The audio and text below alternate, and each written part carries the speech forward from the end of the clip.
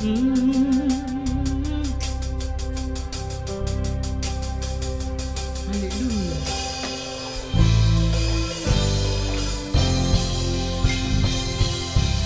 Qui suis-je pour que le roi des cieux m'ouvre ses bras? Perdu mais trouvé par sa grâce, son amour pour moi, son amour pour moi. Il m'a libéré, il m'a libéré, ma dette est payée. Je suis enfant de Dieu, je suis à lui. Il m'a racheté tous ensemble. Il m'a racheté à la croix grâce à son âme. J'étais esclave du péché, j'étais esclave du péché, mais il m'a sauvé. Jésus m'a sauvé. Il m'a libéré, ma dette est payée. Je suis enfant de Dieu, je suis à lui, et dans sa maison, et dans sa maison, j'ai trouvé ma place. Je suis enfant de Dieu, je suis à lui, je suis choisi et affranchi. En toi je sais qui je suis, tu es moi, pas contre moi. En toi je sais qui je suis choisi et affranchi. En toi je sais qui je suis, tu es moi, pour moi, pas contre moi. En toi je sais qui je suis, en toi je sais. Qui je suis. En toi je sais. Qui je suis. En toi je sais. Qui je suis. En toi je sais qui je suis. En toi je sais. Moi je sais qui je suis. En toi je sais. Moi je sais qui je suis. Il m'a libéré. Il m'a libéré. Ma dette est payée. Je suis enfant de Dieu.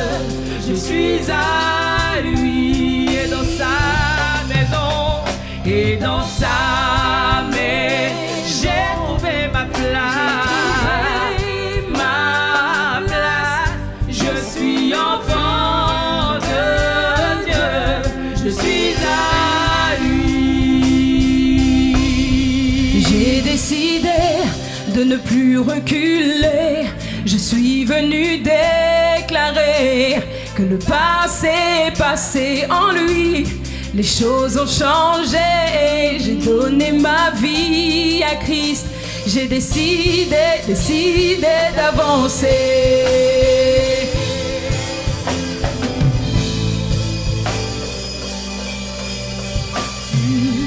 Quel bon moment passé avec toi, ma liberté. J'ai trouvé en toi, alléluia, alléluia, yeah, yeah, yeah, yeah, yeah, yeah. J'ai décidé de ne plus reculer. Je suis venu déclarer que le passé est passé en lui. Les choses ont changé. J'ai donné ma vie à Christ. J'ai décidé d'avancer.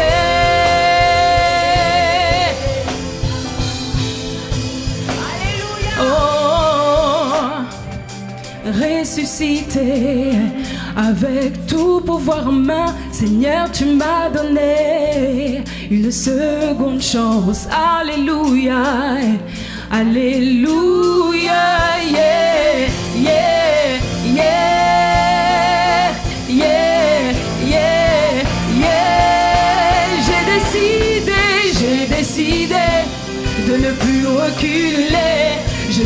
venu déclarer que le passé est passé en lui.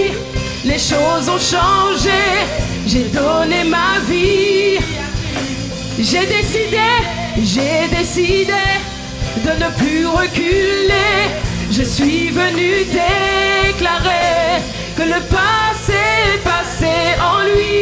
Les choses ont changé, j'ai donné ma vie à qui? J'ai décidé d'avancer,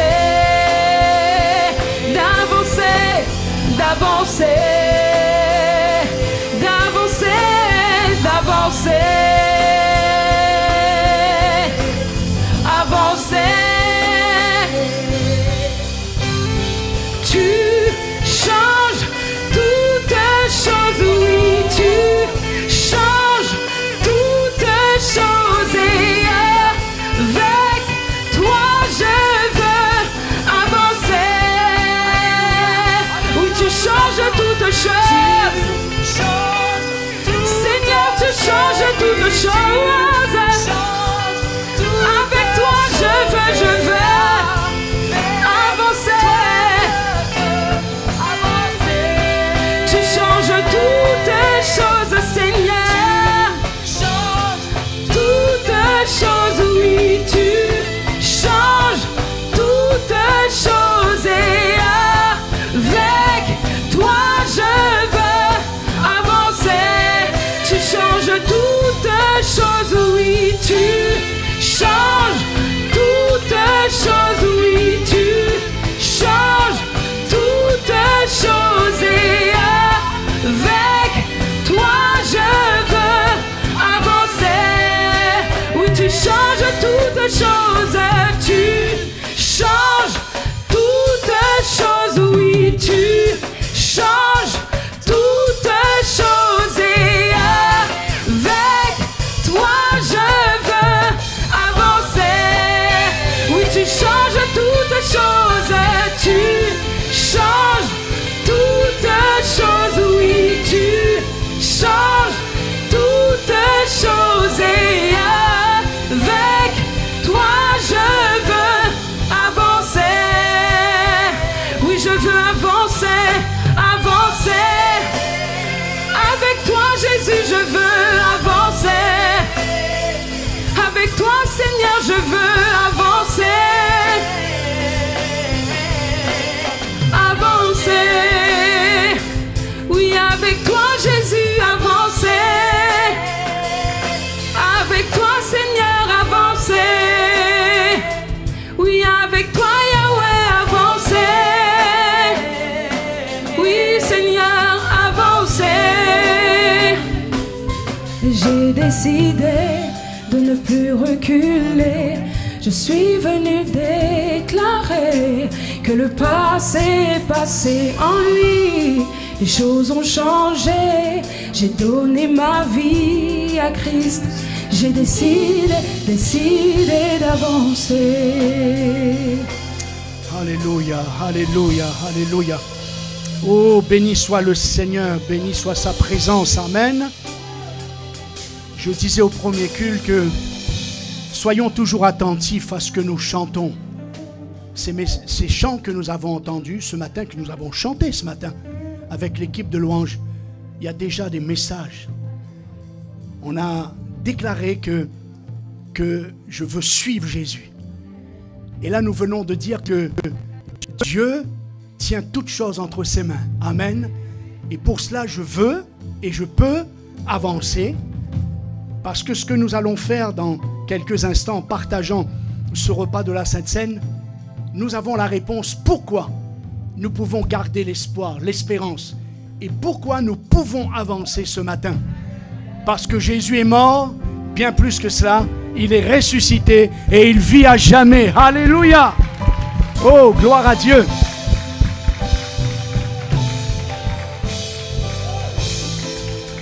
Il tient toutes choses. Amen.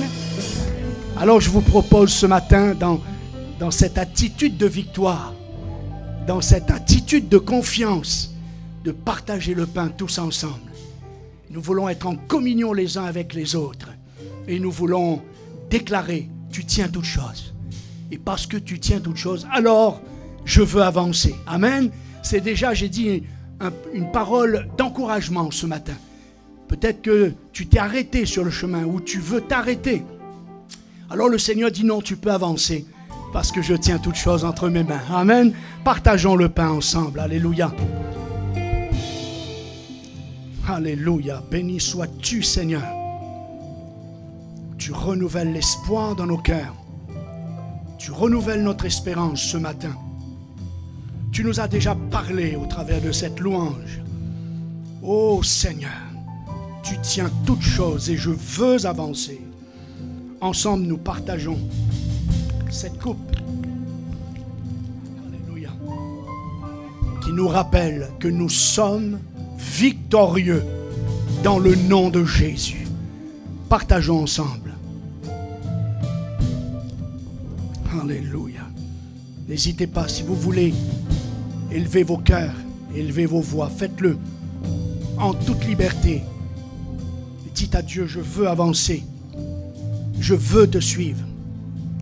Parce que tu gères. Alléluia. Alléluia. Oui, Seigneur.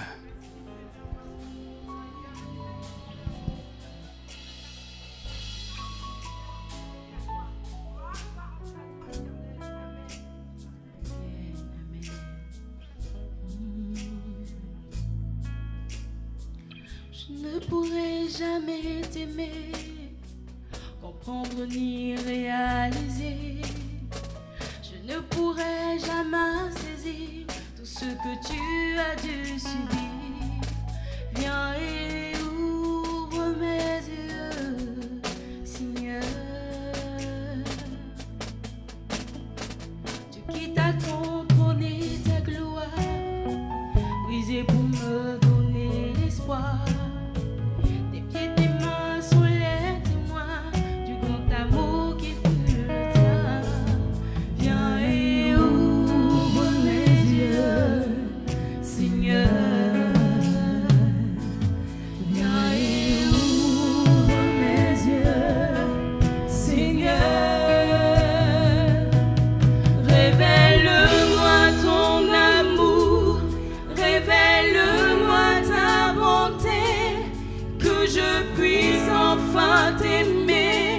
Chaque jour,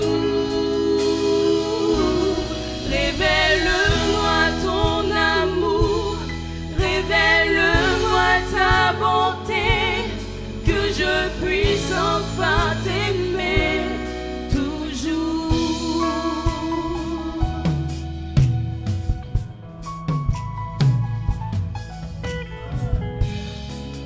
Jamais t'aimer, comprendre ni réaliser.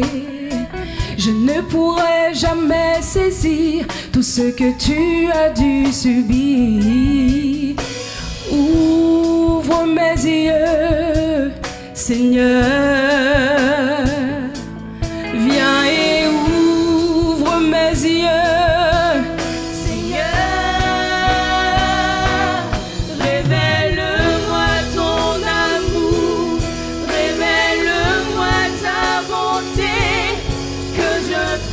Enfin t'aimer chaque jour. Révèle-moi ton amour, révèle-moi ta bonté,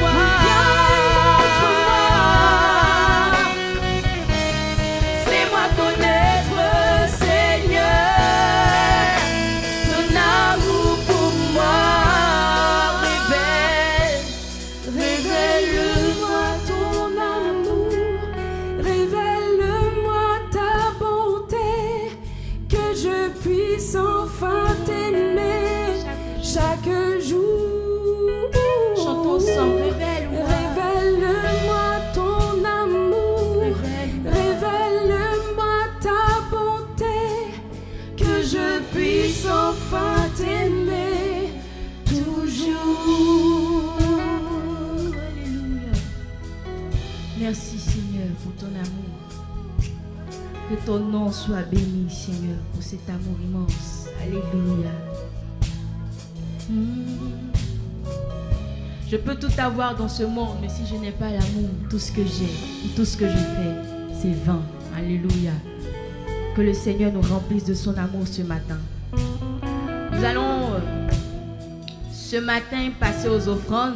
Alléluia. C'est aussi ça, adorer notre Dieu. C'est aussi ça, louer notre Dieu. Nous allons passer aux offrandes. Et nous allons chanter. Le chant qui dit: je suis dans la joie car mon Dieu m'a libéré. Amen. Il m'a libéré, donc on va chanter ce matin. Il nous a libérés, il nous a délivrés, il nous a fait la grâce, il nous a remplis de son amour, il nous a envoyés pour glorifier son nom. On va bénir ce Dieu. Alléluia. On va se réjouir dans sa présence.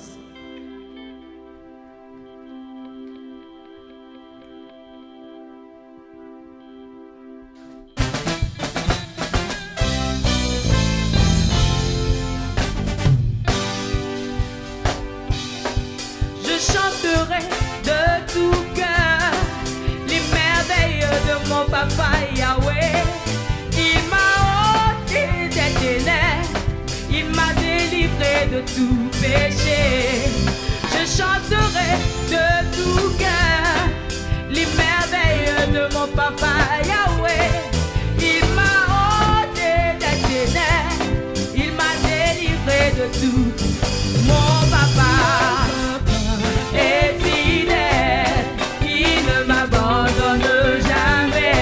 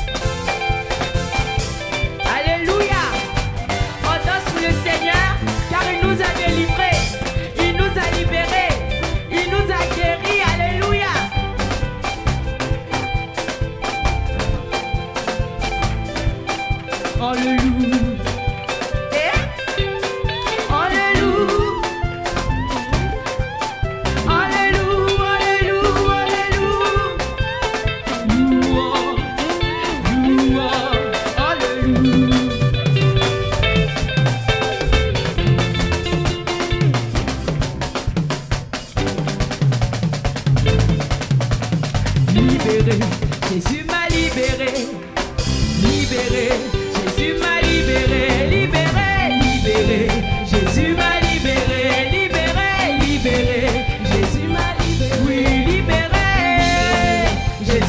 libéré, libéré. Jésus m'a libéré. Il m'a libéré. Jésus m'a libéré. Il m'a libéré. Jésus m'a libéré. Libéré, libéré. Jésus m'a libéré, libéré, libéré.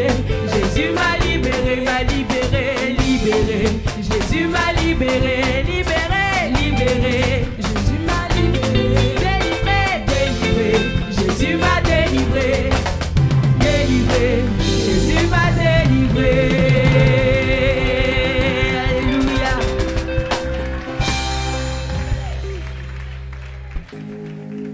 Amen. Amen. Gloire à Dieu. Amen.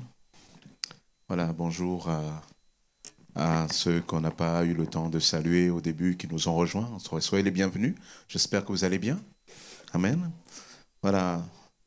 J'aimerais simplement vraiment partager avec vous une pensée de la part du Seigneur et qui résonne avec ce refrain.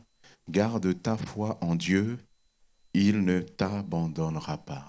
Garde ta foi en Dieu. Il sera cet après-midi et particulièrement cette journée question de persévérance. De persévérance. Parce que c'est quelque chose de fondamental, la persévérance. C'est ce que nous allons voir. Je vous invite à ouvrir la parole de Dieu en Luc chapitre 18, verset 1. Luc chapitre 18, verset 1. Il nous est dit, Jésus leur dit une parabole pour montrer qu'ils devaient toujours prier sans se décourager. Il dit, il y avait dans une ville un juge qui ne craignait pas Dieu et qui n'avait d'égard pour personne. Il y avait aussi dans cette ville une veuve qui venait lui dire, « Rends-moi justice contre mon adversaire. » Pendant longtemps, il refusa. Mais ensuite, il se dit, « Même si je ne crains pas Dieu et je n'ai d'égard pour personne, puisque cette veuve me fatigue, je vais lui rendre justice, afin que ne vienne pas sans cesse me déranger. » Le Seigneur ajouta, « Écoutez ce que dit le juge injuste. Et Dieu ne fera-t-il pas justice à ceux qu'il a choisis et qui crient à lui jour et nuit? Les fera-t-il attendre? Je vous le dis, il leur fera rapidement justice. Mais quand le Fils de l'homme viendra, trouvera-t-il la foi sur la terre? Amen. » Nous prions ensemble. Seigneur, nous te bénissons, Père éternel. Nous te bénissons pour ta parole, Seigneur. Nous te bénissons pour l'action de ton Esprit Saint. Parce que toi, tu es celui qui règne. Toi, tu es celui qui agit, Père éternel, au milieu de nous. Seigneur, sans toi, nous ne pouvons rien faire. Alors, Père, nous te demandons, Seigneur, de t'emparer de ces instants. Que ton Esprit se saisisse de tout, Père, pour la gloire de ton nom. Regarde tes enfants, Père, à qui tu veux parler. Parlez-leur, Père, dans le nom de Jésus. Amen. Jésus leur dit une parabole pour montrer qu'ils devaient toujours prier sans se décourager. Qu'ils devaient toujours prier sans se décourager. Rien que dans ce premier verset, la Bible nous montre que notre Dieu est quelque part le Dieu qui a conscience que parfois, quand nous allons prier, il y a certaines choses qui ne vont pas arriver tout de suite. Il va y avoir des résistances, il va y avoir des circonstances, il va y avoir des personnes, il va y avoir des situations qui seront de nature à nous décourager. Et Dieu ne veut pas qu'on s'arrête. Mais Dieu veut qu'on persévère, qu'on continue à prier sans se décourager, parce qu'il y a certaines choses que le Seigneur a enfermées dans cette réalité qu'on appelle la persévérance. Donc le Seigneur est en train de dire d'une certaine manière, vous ne devez pas vous décourager malgré l'adversité, parce que ce que je vais vous donner, je le donne aussi dans la résistance, je le donne aussi au milieu du combat, je donne aussi au milieu de l'adversité. Mais simplement, dans ce moment-là, il ne faut pas se décourager. Amen. Il leur dit une parole pour montrer qu'il ne fallait pas se décourager. Il fallait au contraire persévérer. Il va être question véritablement de persévérance. Lisons ensemble. Dans ce texte, il nous est dit qu'il y avait dans une ville Et ici, quand le texte biblique nous dit dans une ville, on ne donne pas le nom de la ville. Pour dire qu'en fait, cette situation peut arriver dans n'importe quelle ville. Ça peut aussi arriver dans n'importe quelle vie. Et le plus important, ce n'est pas la ville, c'est la vie, mais c'est de comprendre qu'est-ce qui s'est passé dans cette ville-là. Il nous est dit qu'il y avait un juge, quelqu'un qui devait rendre la justice, celui qui devait dire le droit. Mais voici que ce juge avait une particularité, c'était un juge injuste.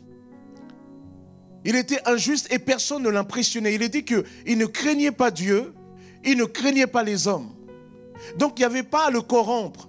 C'est un juge qui se croyait comme maître dans son tribunal, maître presque de la loi à ce moment-là. Il a donné comme il voulait. Il était un juge injuste. Mais dans cette ville, il y avait aussi une veuve. La veuve, c'est celle qui n'avait plus son mari pour la protéger. Celle qui n'avait plus l'aîné, un homme à la maison pour assurer la succession du père. Qui n'avait pas de beau-frère pour pouvoir l'épouser comme ça pouvait arriver en ce temps en Israël, le principe de Lévira. Il n'y avait personne. Elle avait besoin qu'on lui fasse justice et il n'y avait personne qui pouvait plaider sa cause. Et elle était là face à ce juge injuste. Et le texte biblique nous dit que cette femme, sa seule arme, c'était la persévérance en fait. Et elle va revenir jour après jour. Jour après jour, le juge va refuser et au final, le juge va dire, même si je ne crains pas Dieu, même si j'ai des gardes pour personne, puisque cette veuve me fatigue, je veux lui rendre justice afin qu'elle ne vienne pas sans cesse me déranger. Il ne craignait pas Dieu, il ne craignait pas les hommes, mais cette veuve le dérangeait. Il ne craignait pas Dieu, il ne craignait pas les hommes, mais cette veuve venait tout le temps, quelque part, remplir sa tête. Les Antillais diront, Madame Kaka, c'est tête en moins, ou cassez tête moins, ça dépend si vous êtes Martinique, Guadeloupe. On m'a dit même que les Haïtiens diraient, Madame, Li, c'est ça? Madame Trop, non cassé, c'est ça? Voilà, merci. Et quelque part, il était là et il dit, je veux lui donner justice. Et Jésus va dire, écoutez ce que dit cette veuve. Écoutez ce que dit cette veuve pour comprendre qu'il faut toujours prier sans se décourager. Écoutez ce que dit cette veuve pour comprendre qu'il faut tout le temps persévérer. Jésus est en train de dire, en fait, écoutez plutôt ce que dit ce juge. Et le juge dit, cette femme, moi je ne crains personne, mais cette femme, sa persévérance va avoir raison de ma résistance. La persévérance ici est comme une arme contre toutes sortes de résistances. La persévérance en soi est une force. Amen. C'est important de persévérer. Notre société ne nous apprend pas à persévérer parce que notre société nous apprend au contraire à recevoir tout de suite. On est servi tout de suite. Même McDonald's maintenant nous livre à la maison. Tout est là tout de suite. Alors on n'apprend plus à persévérer. La persévérance est comme une inconnue, mais la persévérance est fondamentale. C'est la persévérance qui a permis à cette femme de rentrer dans ce que Dieu avait pour elle. C'est la persévérance qui va permettre à cette femme d'obtenir justice. Et Jésus dit, écoutez, rien que sa persévérance a été la clé. À combien pour votre raison, vous avez aussi besoin de persévérance. C'est la persévérance qui a permis à cette femme d'obtenir justice. Et Dieu nous dit ici, nous devons persévérer. Le monde nous donne des exemples de persévérance ici et là. En 2014, il y avait cette athlète française Floria Gay. Elle était là dans le 4x400 mètres. Avec des athlètes dans le relais 400 mètres. Elle avait déjà échoué en demi-finale aux 400 mètres toute seule. Alors elle était là, entourée de Maria Gaillot, Muriel Urtis et Agnès Raharolaï en tant que dernière relayeuse. Et elle est partie en 4e position à plus de 10 mètres du trio de tête. Alors, cette femme-là, cette athlète, va réaliser l'un des plus grands exploits du sport français. À l'époque, le présentateur Patrick Montiel n'y croyait même pas au début. Il était dans son discours déjà en train d'enterrer. Il dit oui, bon, elle a fait ce qu'elle pouvait. Là. Et tout d'un coup, cette femme, elle va faire une remontée historique. Elle aurait pu se dire, non, mais là, il n'y a pas beaucoup d'espoir. Je vais m'arrêter là, je vais, assurer quoi. Il faut quand même terminer. Coubertin a dit l'essentiel, c'est de participer. Alors, je vais quand même participer un peu. Mais elle était venue pour gagner. Alors, elle a commencé à y croire. Et elle a commencé, je me souviendrai toujours de cette course-là, elle a commencé à remonter toute la ligne jusqu'à la dernière, jusqu'au dernier, elle l'a dépassé de quelques centimètres. Et elle a fait gagner la France au relais 400 mètres. La persévérance. L'histoire nous dit que Walt Disney a frappé à la porte de plus de 100 banques pour obtenir le prêt pour financer son projet de parc. On nous dit que Abraham Lincoln, le 16e président des États-Unis, avant d'être le 16e président des États-Unis, est passé par 23 défaites. Mais il a persévéré et il est devenu le 16e. Nelson Mandela, après de nombreuses années passées en prison, près de 26 ans, va devenir, lui qui était en prison, lui le rebelle, va devenir le président de l'Afrique du Sud. Alors là, ça nous parlera peut-être un peu plus. On nous parle d'une Sud-Coréenne. Elle s'appelait Cha Sa-soon. Vous savez quelle était sa particularité? Écoutez bien. Elle a obtenu son permis après combien de tentatives? 960 tentatives. C'est de la persévérance. Hein. À ce stade-là, vous lui donnez un vélo, quoi. 960 tentatives. Écoutez bien. Cha Sa-soon a passé son premier examen théorique du permis de conduire en avril 2005. Elle avait alors 51 ans. Première tentative, premier échec. Réalisant qu'elle aurait sans doute bien du mal, elle décide de le passer 5 fois par semaine. Ça a duré 3 ans. Au bout de la 780e fois, tentative, elle décroche l'examen avec succès. Ce qui va lui donner le droit de passer enfin l'examen pratique. Seulement voilà, elle n'était pas au bout de ses peines. Loin de là. Au final, il lui a fallu attendre 18 ans, débourser 12 500 € et passer en tout 960 examens pratiques et théoriques pour obtenir son permis de conduire à l'âge de 69 ans.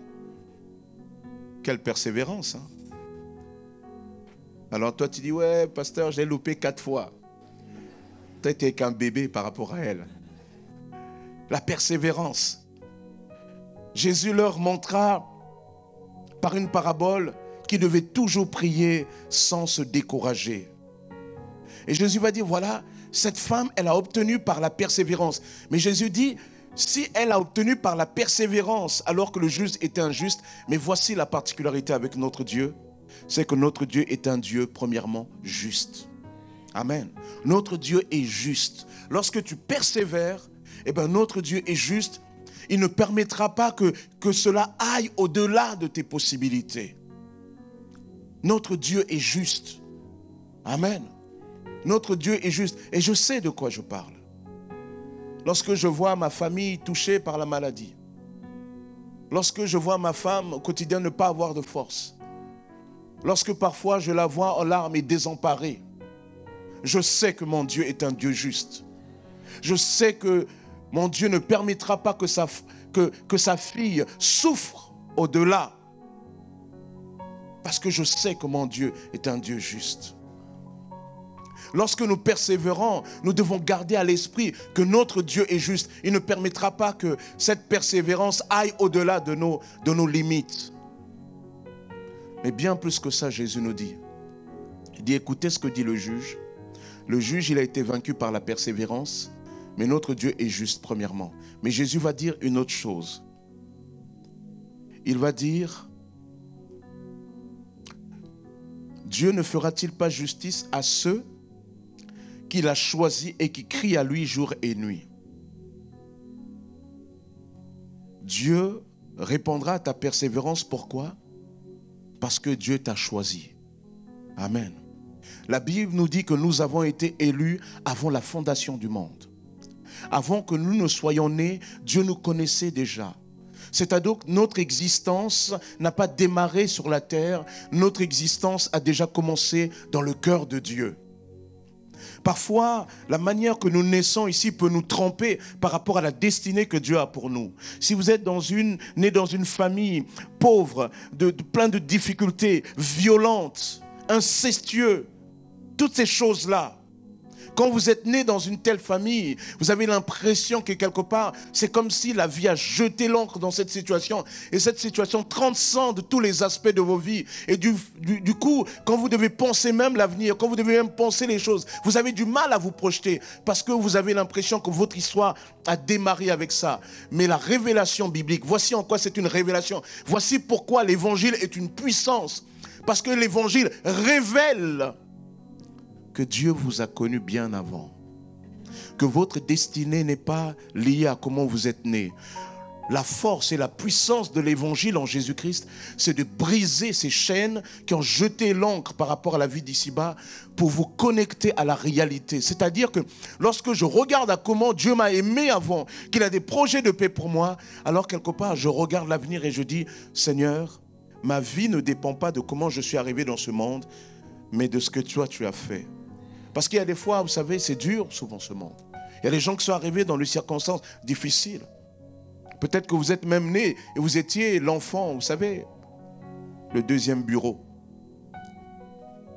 L'enfant de l'adultère. Peut-être même qu'on disait le bâtard, la bâtarde. Et peut-être même que vous ne portez pas le nom de votre père à cause de cela. Et parfois, vous êtes pris encore là-dedans, etc. Et ça impacte votre vie. Et parce que vous croyez, vous dites, mais Seigneur, de la manière que je suis né là, comment je peux voir l'avenir? Et Dieu te dit, voici comment tu peux voir l'avenir. Ce que tu dois réaliser par la foi, que je te connaissais bien avant, et que ce n'est pas ça qui détermine ton avenir. Ce qui détermine ton avenir, c'est que je te connaissais avant et j'avais pour toi des projets de paix et non de malheur.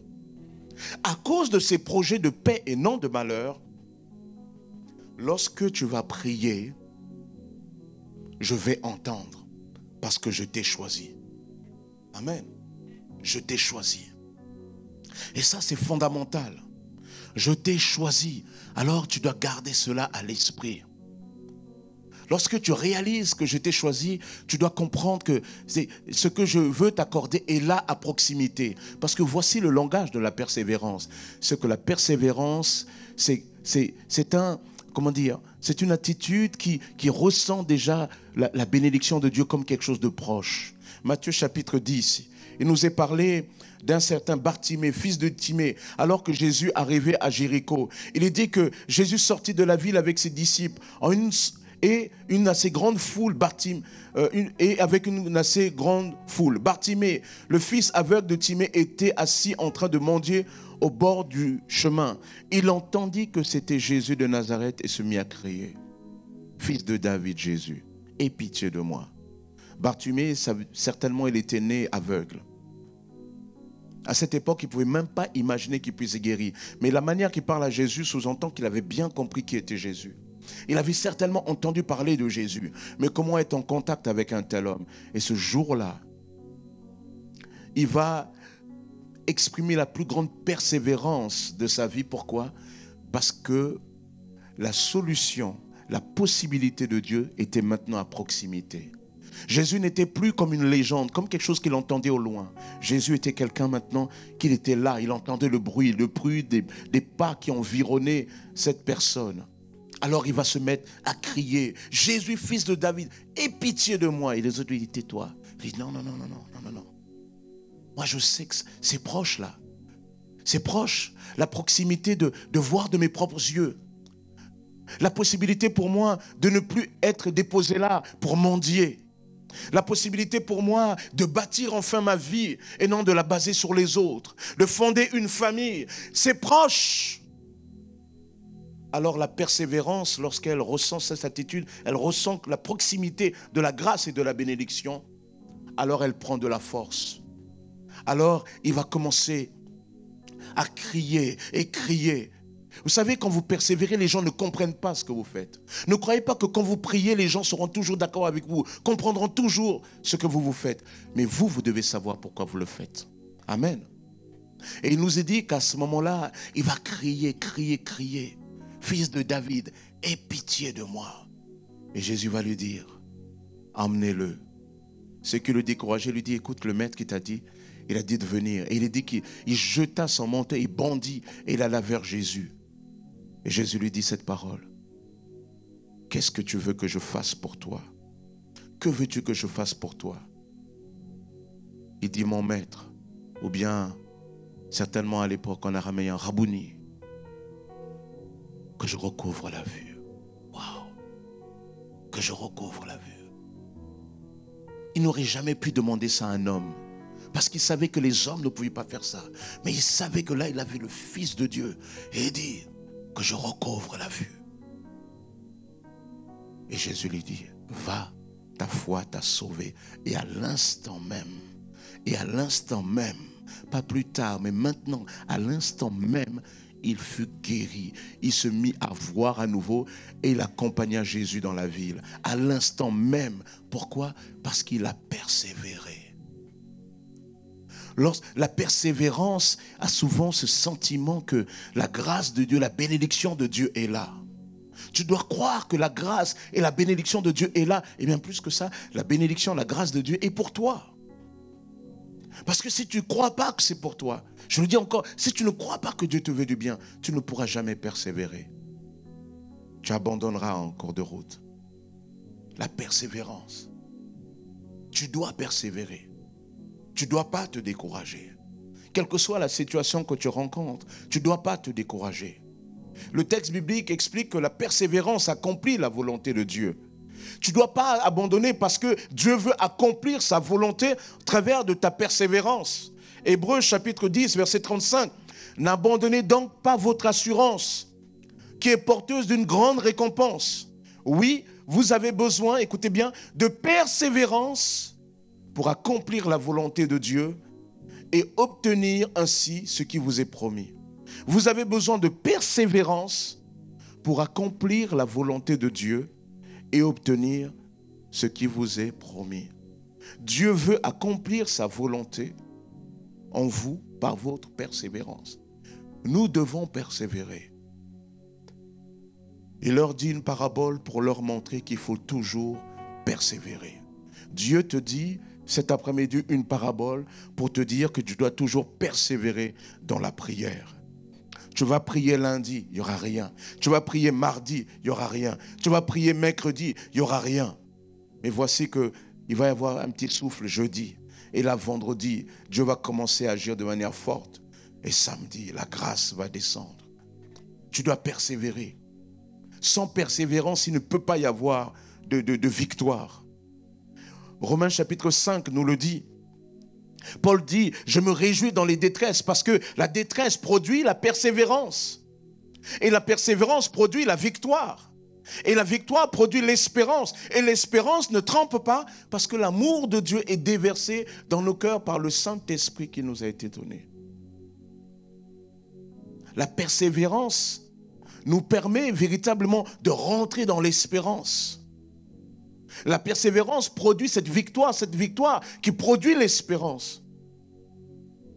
Amen. Tu dois persévérer.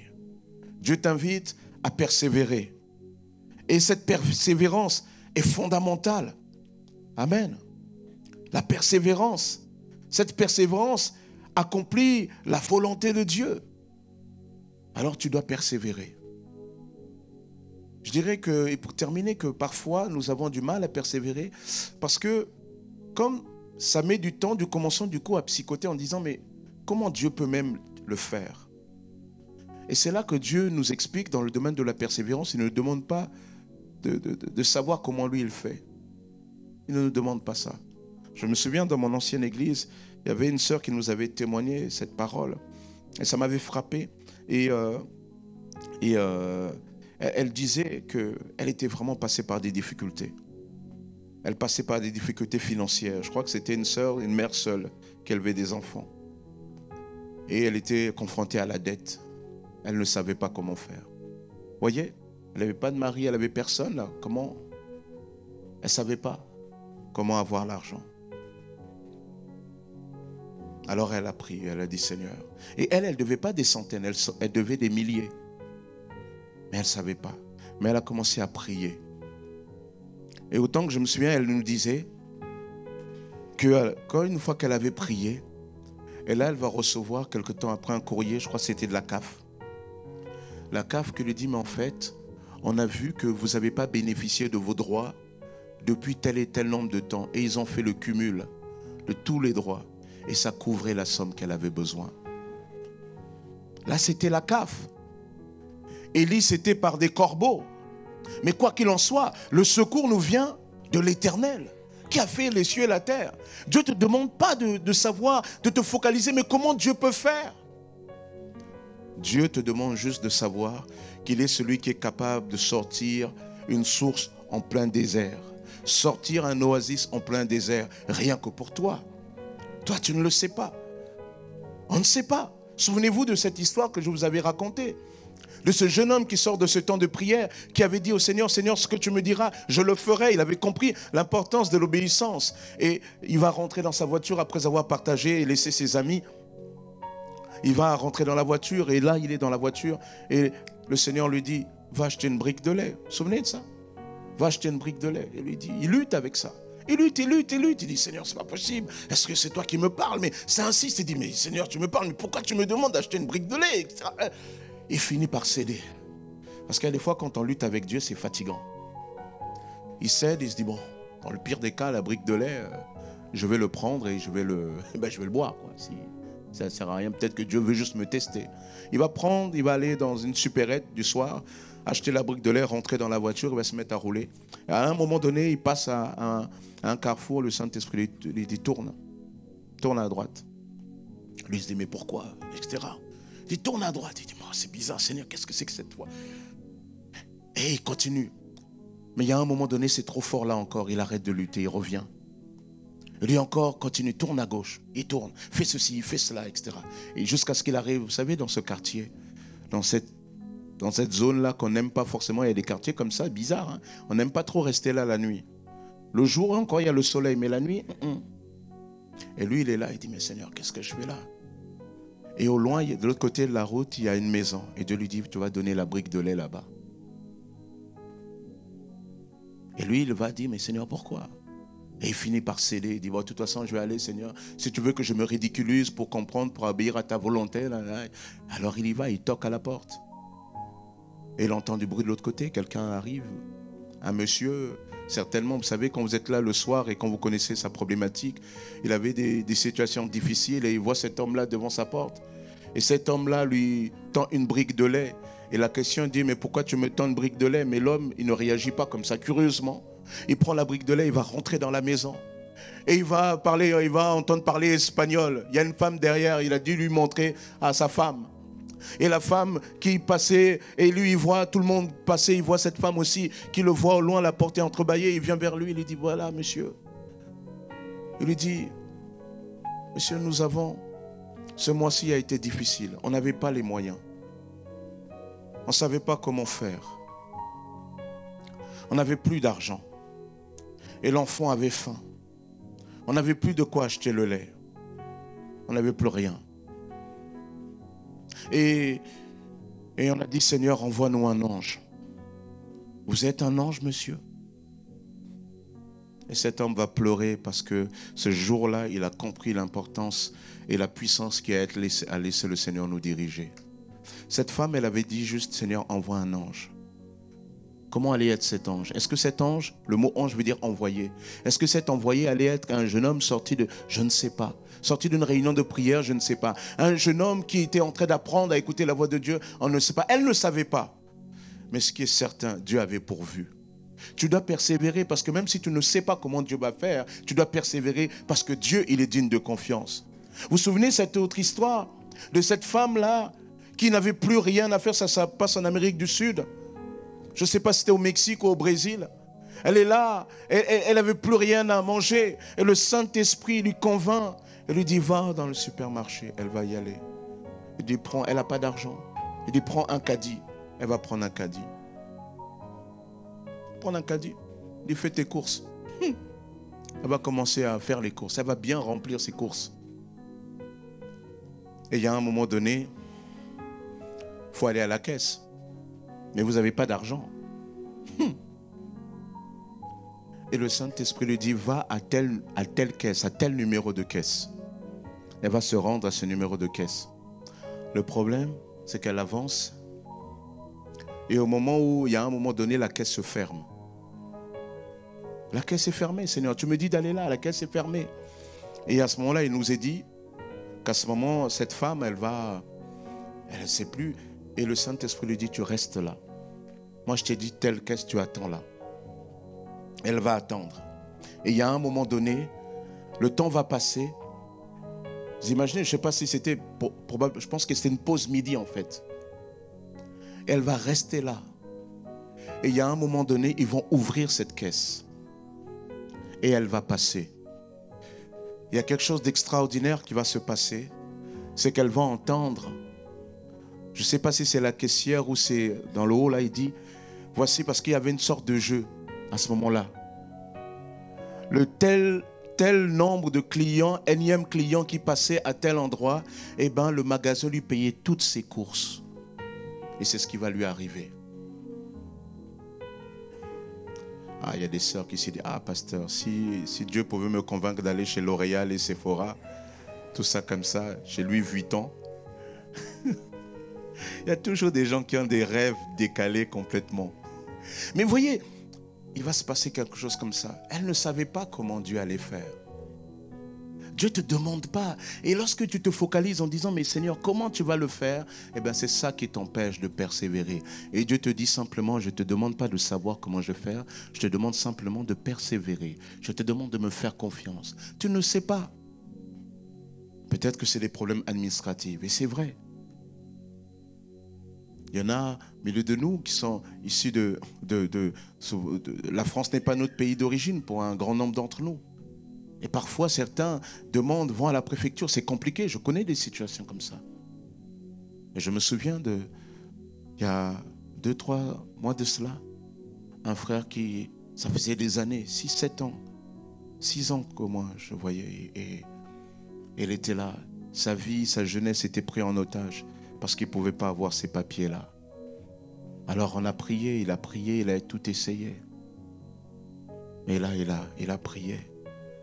Et il y a un moment donné, il est venu me dire, pasteur, voilà, Dieu agit, incroyable. Maintenant, il a ses papiers. Il n'a plus besoin d'aller travailler au noir. Un autre, il y a quelques semaines, 3 ou 4 semaines, là, comme ça, il vient me voir, il dit, pasteur, viens, je vais te raconter quelque chose. Lui aussi, sa famille était au pays là-bas.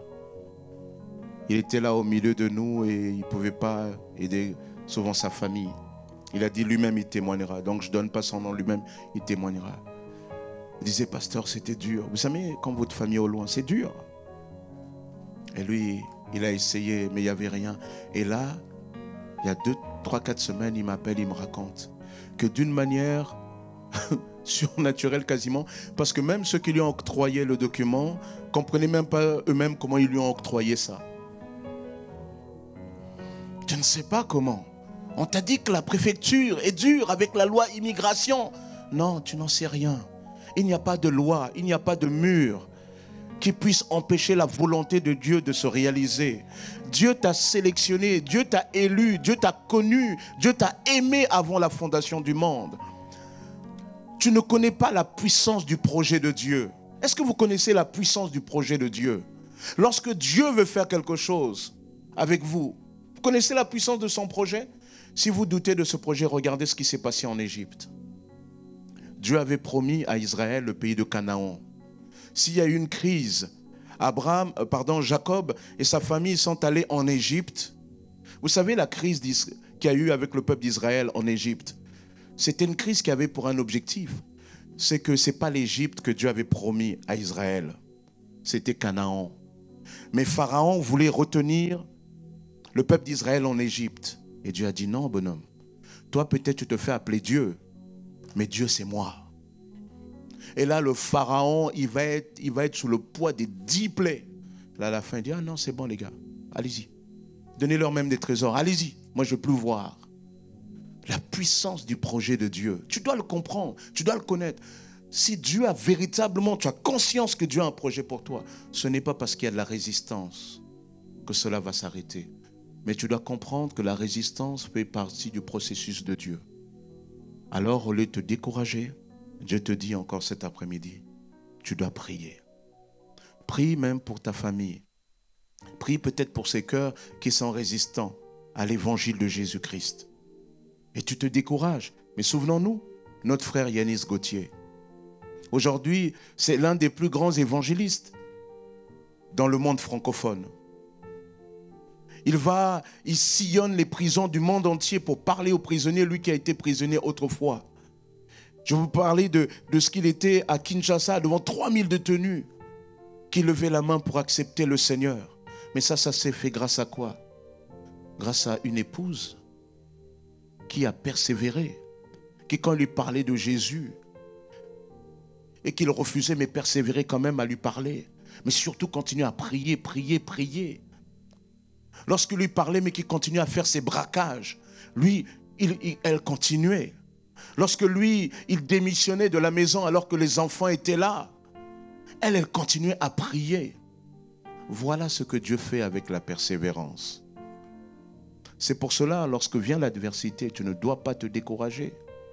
Tu ne dois pas te décourager. Tu n'as pas le droit de te décourager. Parce que si tu te décourages, qui t'encouragera? Si tu te décourages, qui intercédera à ta place? Qui persévérera à ta place? Tu es peut-être entrepreneur. Vous avez vu? Walt Disney, il a tenté 100 banques. Je me souvenais, moi qui m'intéressais à l'entrepreneuriat, c'était quelqu'un qui avait investi dans l'immobilier. Et il a essayé 30 banques. Et je sais ce que c'est aller taper aux banques. Pour faire une opération immobilière, je ne sais plus, j'ai dû en faire 30 banques, il y en a même plus que ça. Mais parce qu'il persévère, alors il y a eu l'ouverture. Dieu sait ce que c'est que l'isolement de l'entrepreneur. Dieu sait le rêve qu'il y a dans le cœur de l'entrepreneur, eux aussi, les femmes aussi. Il sait ce que c'est, il sait comment c'est difficile. Il sait ce que c'est qu'entreprendre quand les clients ne viennent pas tout de suite. Mais tu sais, souvent les clients, c'est comme avec une pelote de laine. Quand tu continues à prier, un jour, quand tu saisis un fil, tu tires, tout vient. Mais il faut persévérer. Il faut persévérer. Cela ne veut pas dire que Dieu n'est pas avec toi lorsque l'entreprise ne marche pas. Dieu veut simplement qu'au travers de ton business, tu le places au centre et que tu le laisses aussi agir.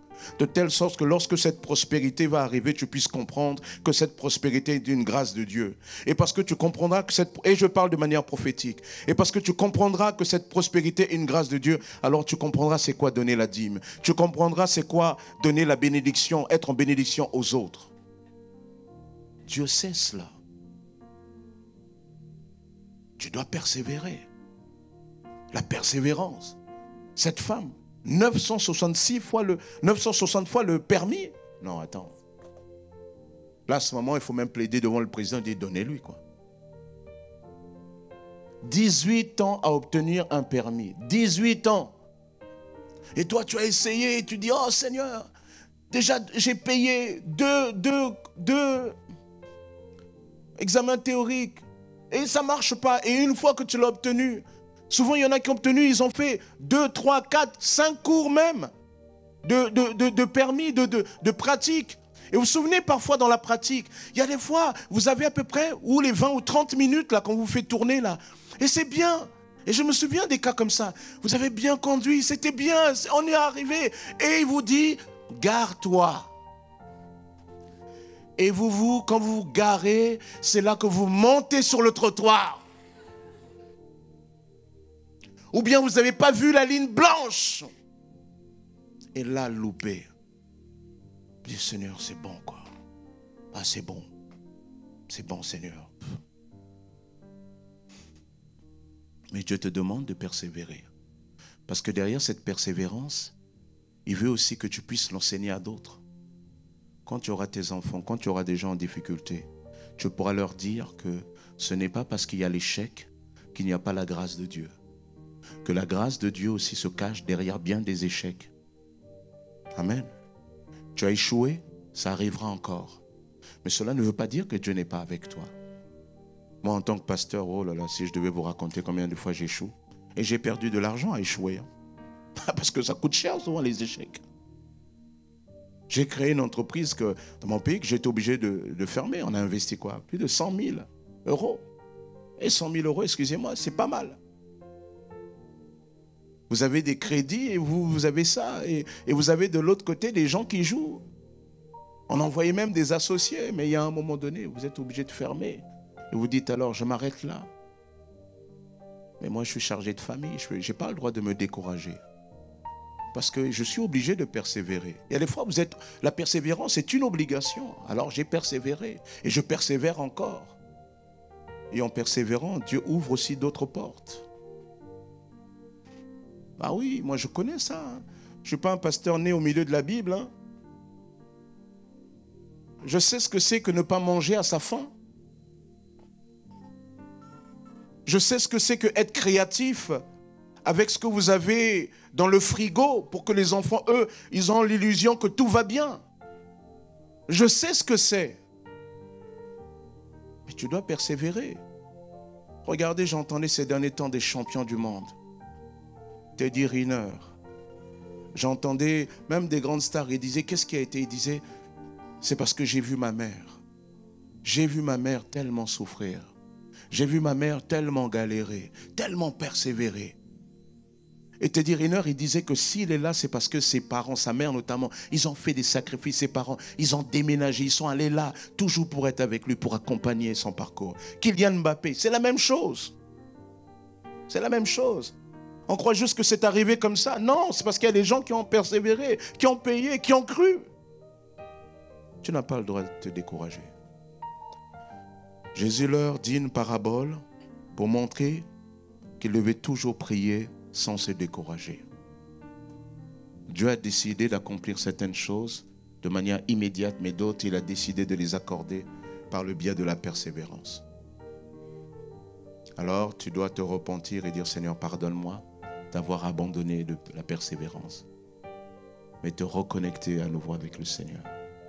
Je vous invite à ce qu'on se tienne debout et on va dire au Seigneur, voilà, Seigneur, nous sommes là. Élevons la voix ensemble. Seigneur, nous te bénissons, Père éternel. Nous te bénissons pour ce que tu es. Nous te bénissons pour ce que tu fais. Tu es notre Dieu et nul n'est semblable à toi. Seigneur, tu tiens toutes choses entre tes mains, Père éternel. Et nous sommes là. Merci pour ta grâce. Merci, Seigneur. Tu sais pourquoi je te dis merci. Merci, Seigneur. Seigneur, parfois, on est découragé, mais nous persévérons. Amen, nous persévérons. Alors, Seigneur, nous te bénissons. Toi qui as compris quelque chose, dis cette prière avec moi, Seigneur Jésus. J'ai compris quelque chose aujourd'hui. Tu m'invites à persévérer. Tu m'invites à comprendre que l'échec n'est pas une fin, mais le moyen que tu as choisi pour m'accorder ta grâce et ta bénédiction. Le moyen que tu as choisi pour exercer ta volonté dans ma vie. Pardon, Seigneur, d'avoir lâché prise. Mais Seigneur, aujourd'hui, je me reconnecte et je prends le bâton de la persévérance. Alors je vais à nouveau prier, Seigneur. Je ne sais pas comment tu feras, mais c'est toi qui vas le faire. Et je crois en toi. Amen. Oh Seigneur, tu bénis tes enfants. Soyez bénis au nom de Jésus de Nazareth, Fils du Dieu vivant. Que la grâce de Dieu véritablement vous inonde. Que la grâce de Dieu soit avec vous tous. Oh Seigneur, tu remplis tes enfants. Tu les bénis, Seigneur, de ta grâce. Dans le nom puissant de Jésus. Amen. Amen. Acclamons notre Dieu.